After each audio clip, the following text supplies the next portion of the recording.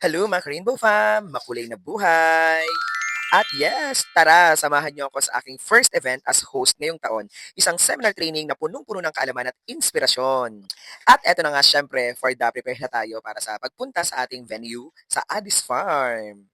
Kaya tara na, panoorin natin ang ilan sa mga highlights at clips ng aming mahusay na guest speaker na nagbahagi ng napakahalagang insights tungkol sa behavioral at mental health awareness para sa ating mga pogi at responsible tatay candidates. Grabe, hindi lang silang may natutunan, pati ako bilang isang tatay. Sobrang daming realizations at learning moments. So maraming salamat sa lahat ng nakisa at sumuporta at syempre abangan ang mga susunod pa nating activities. Stay tuned at kita-kits sa mga susunod na ganap mga Rainbow Fam! So, isang maganda at makulay na umaga po sa ating lahat. Tuguhin natin yung maganda kasi ang nasa harapan ko ay mga pogi. So, mapogi. Mapogi umaga. Ang pangit. Pero ginagamit naman talaga yung maganda. Magandang lalaki. So, maganda at makulay na umaga po sa ating lahat. So, isang masigla at pinagpalang umaga sa ating official candidate sa Poging Tatay ng Katimunan 2026. To our guests, speakers, and of course, sa ating mga masisipag na organizers. Ngayong gabi to live inside your heart all my days, all my love.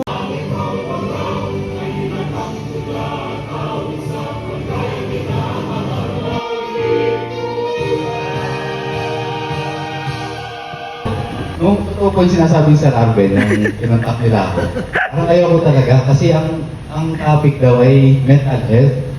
Eh, mukha naman ako mental.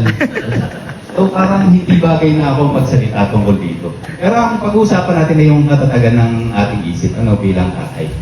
Sino po dito ang poging tatay po yung sinalihan nyo, I'm sure, una kayong naging pogi bago maging tatay.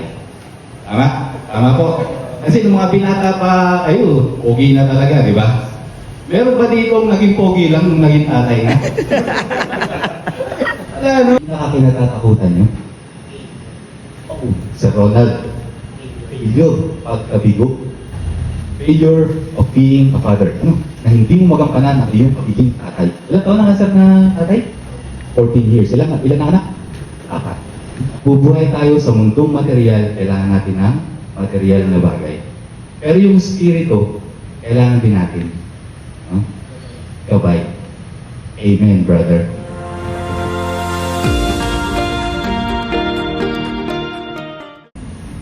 Tayo, I'm sure, sa kagustuhan natin kumita, mauubos yung panahon natin sa paghahanap ng pera. Mauubos. I'm sure, lahat ng racket na pwede nating kukuhain, di ba? Nung nag-pandemic, since kami nasa gobyerno, may sweldo pa rin kami. Pero since hindi nakakapagtrabaho yung mga kasama ko sa bahay, mga biyanan ko, kailangan ko rin bigay ng konting suporta. So, nag-apply ako as delivery rider sa TokTok. Tapos nag-online tutor ako sa 51 Talk. Hanggang ngayon, nag-online tutor pa rin ako pag-gabi. Pag-gabi. So, yun. Minsan, sasabihin natin, wala na tayong time. Wala na time. Pero importante, meron tayong ilalaan na oras. Sabi nga, every gising is a blessing. Nagising ka, salamat tayo. Kahit pagtingin mo sa katabi mo, salamat ka. Meron kang katabi ng gumising. Ano mo lang yung mga anak mo? Ay, saya. So, yun po, yung tatag, time, set, temperance, and train, appreciate, and then God. So, nandun lang tayo. At sana magampanan natin na tayo maging gabay. So, hindi na lang tayo basta haligi. Tayo din ay halimaw. Haligi at ilaw. Haligi na, ilaw ka. Kasi, may mga desisyon sa buhay pamilya na kailangan na yung boses ng ama.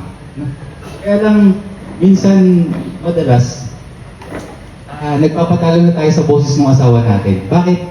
Kasi ayaw natin ng away. Ayaw natin ng argumento. Gusto, I want peace, man!